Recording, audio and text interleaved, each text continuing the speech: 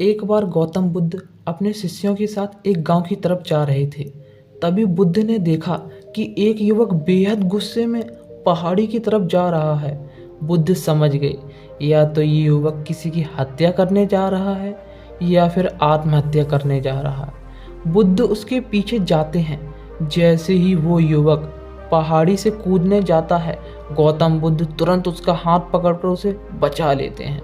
ये देखकर वो युवक बोला, आप मेरा हाथ छोड़ दें, ये मेरा जीवन है, मैं इसके साथ जो चाहे करूं, उससे आपको क्या मतलब। इसके बाद बुद्ध ने कहा, ठीक है, तुम 10 मिनट बाद कूद जाना, लेकिन उससे पहले तुम 12 बार गहरी सांसें लो और अपनी हथेलियों को खोल दो। इसके बाद तुम कूद सकते हो। युवक बोला, आप मुझे बेकार में ही परेशान कर रहे हैं। एक तो मैं पहले से ही परेशान हूँ और अब आप मुझे परेशान करने आ गए हैं। तो ठीक है, आप कहते हैं तो मैं 12 बार गहरी सांसें ले लेता हूँ और अपनी हथेलियों को खोल देता हूँ, लेकिन इसके बाद आप मुझे कूदने से नहीं रोक सकते हैं।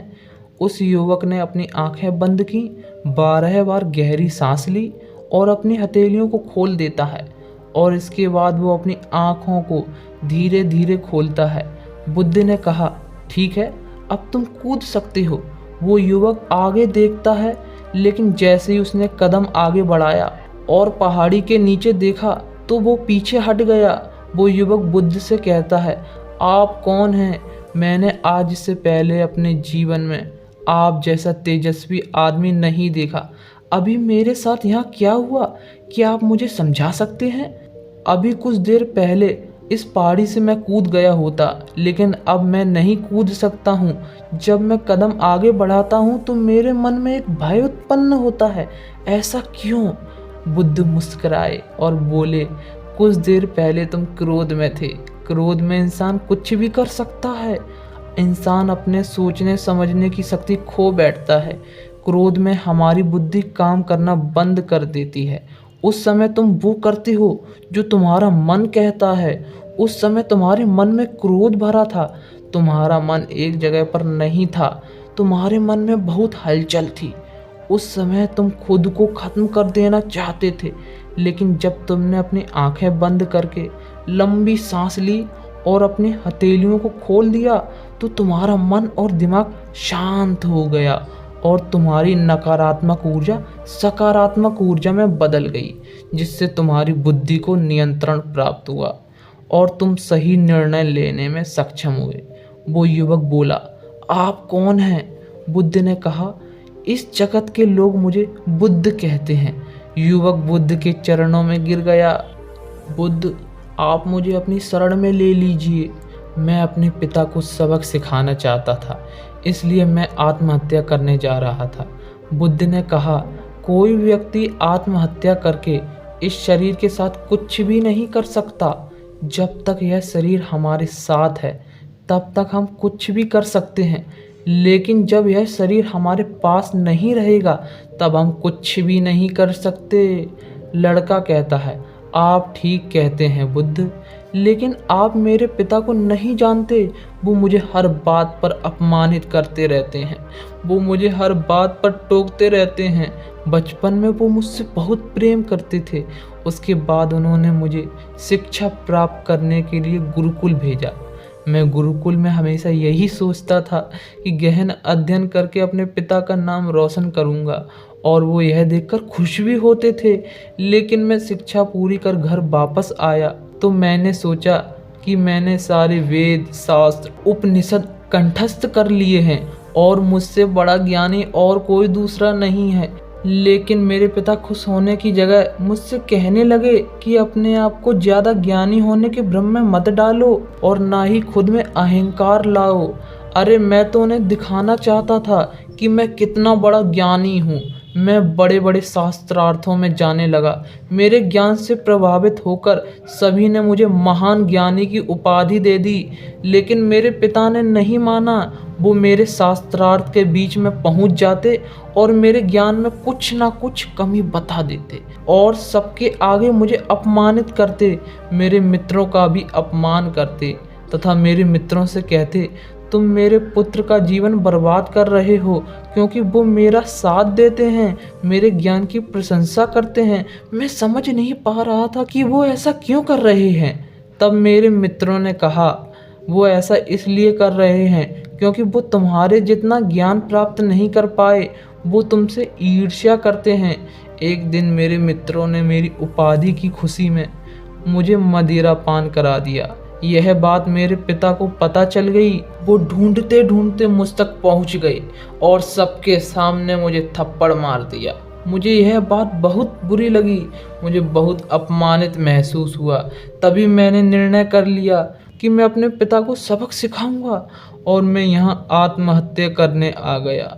मैंने सोचा कि एक पिता के लिए इससे बड़ा सबक क्या होगा जब उन्हें अपने ही बेटे की अर्थी उठानी पड़ेगी।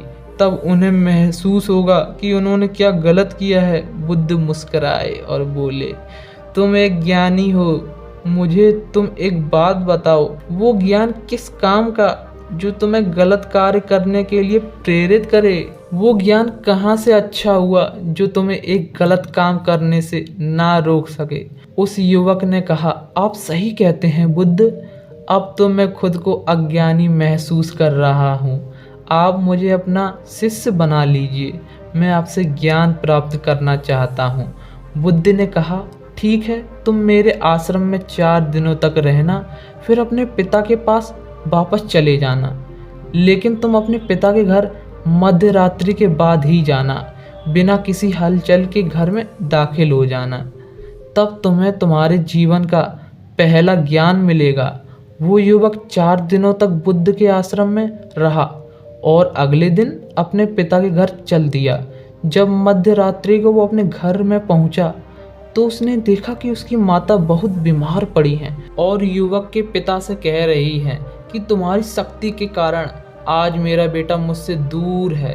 अगर तुम इतनी शक्ति नहीं दिखाते तो वो घर छोड़कर नहीं जाता। वो युवक अपने पिता की ओर देखता है और सोचता है कि आज तक मैंने अपने पिता की आंखों में आंसू नहीं देखे थे, लेकिन मैं आज देख रहा हूँ। उसके पिता कहते हैं, मैं उसे दुख नहीं देना चाहता था, बस उसके अंदर के अहंकार को मिटाना चाहता था। इसलिए मैं उसके पास जाकर उसकी कमियों को बताता था ताकि मुझे सुनकर कोई और भी उसकी कमियों को बता सके और उसके ज्ञान का घमंड खत्म हो सके, क्योंकि व्यक्ति के ज्ञान का अहंकार उसे ले डूबता है। लेकिन उस भीड़ में मेरे अलावा कोई दूसरा नहीं था जो उसे उसकी कमियों को बता सके।